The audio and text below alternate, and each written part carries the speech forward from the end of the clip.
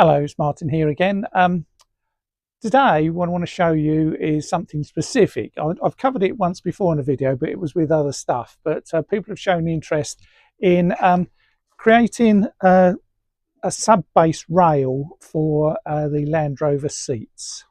So this is Larry the Landy. It's a 130 Luton box van that I'm converting into a overland camper.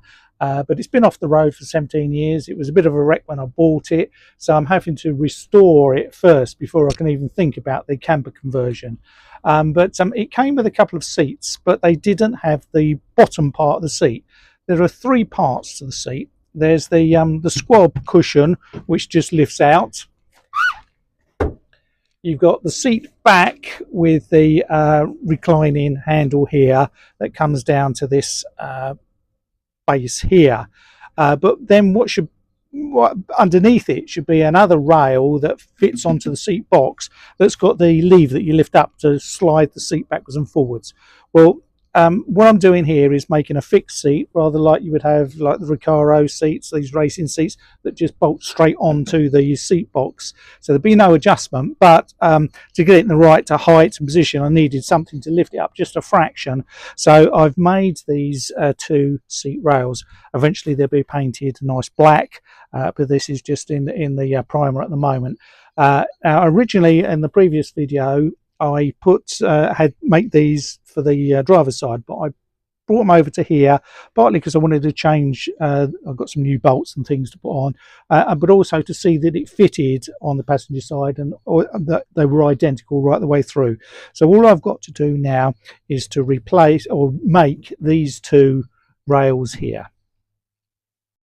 So what I've got here in my workshop knocking around is some 2mm thick square section, 25mm square section tubing, couple of bits that are going to cut to the right size and then drill the holes in the right place.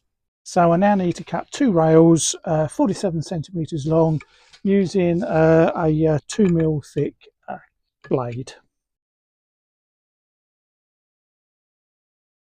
Now there we are, there's the two rails cut. So now I've got to drill 4 holes, 2 that fit the rail onto the seat base and 2 that fit the seat onto the rail.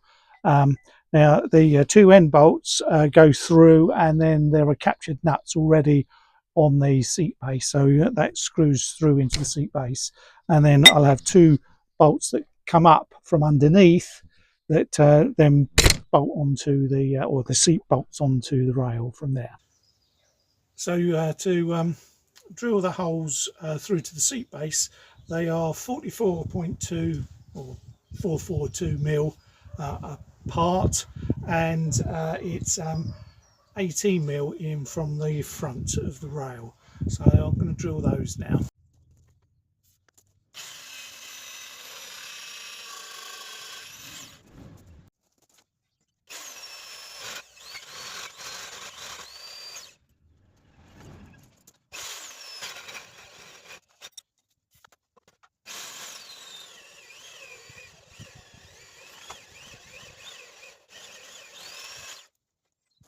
I'm using M8 65mm bolts and put those through there, and they should screw into the seat box.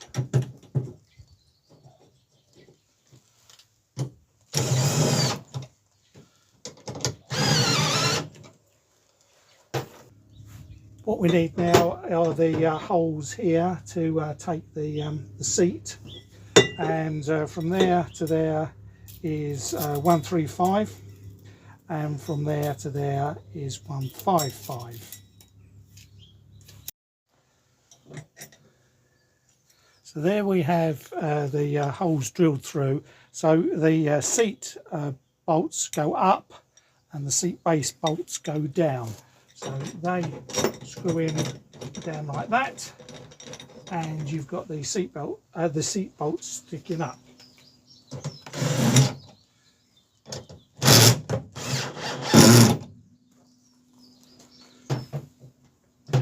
Then the seat should just fit onto them.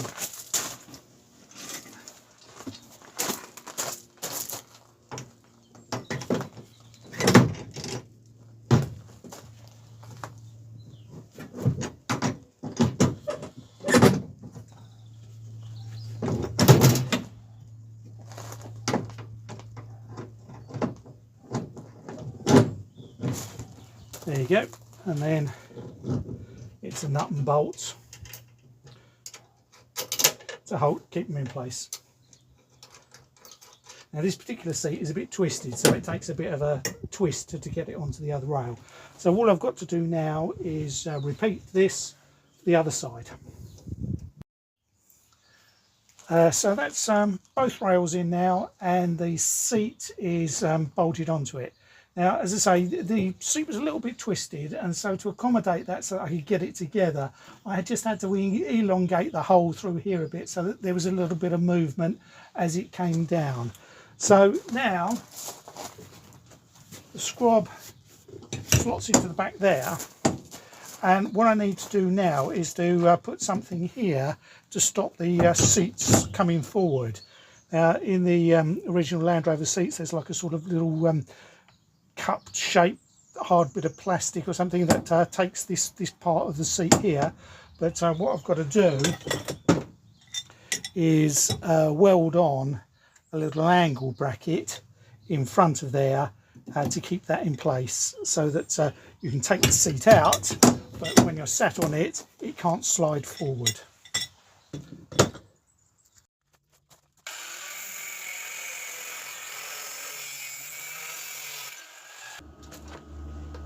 So I've clamped the bracket in the right place to weld on, so let's do that.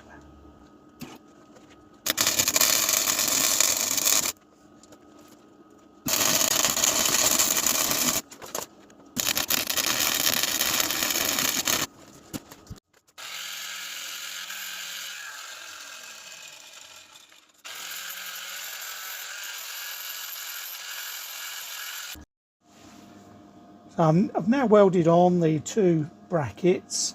The rail is bolted down, the seat is bolted to the rail, and the seat base slots in, and these bits just drop into there like that. So what I've got to do now is just paint it all up and refit the other side, and I've got two working seats. I had to wait a few days for the black hammered paint to arrive, but it's all done now. So each of the rails I've put this hammered spray paint on. I've also done the bottom rail of the seat and the adjuster here, so it all looks okay. So 4 of these done. I did think about painting the bolts black as well, but I decided no, because you can see them through and things, it's probably better just to leave them like that. So take the squab off. There we are. That's the 2 rails on the passenger side done. Same on the driver's side. So there's the rails done. What I've also done, this seat belt here was okay. The one on the other side, on the driver's side, it got a nick out of it, and I don't think it would pass an MOT with it. So I've got a new one there. And then I bought generic receivers for the buckles, but I realised once I'd got them that they were going to foul this seam here. Now, fortunately, I had these brackets. These at some point have been for seat belts somewhere, and I always keep bits and pieces thinking one day that'll become useful. So about 25 years later, they've become useful. So all I had to do was drill a hole through this side. That side already got a drilled hole through it, so that it's an angle, and now that comes up over the top of the seam here and is in perfect alignment for the seat belt. So quite pleased with the end result there.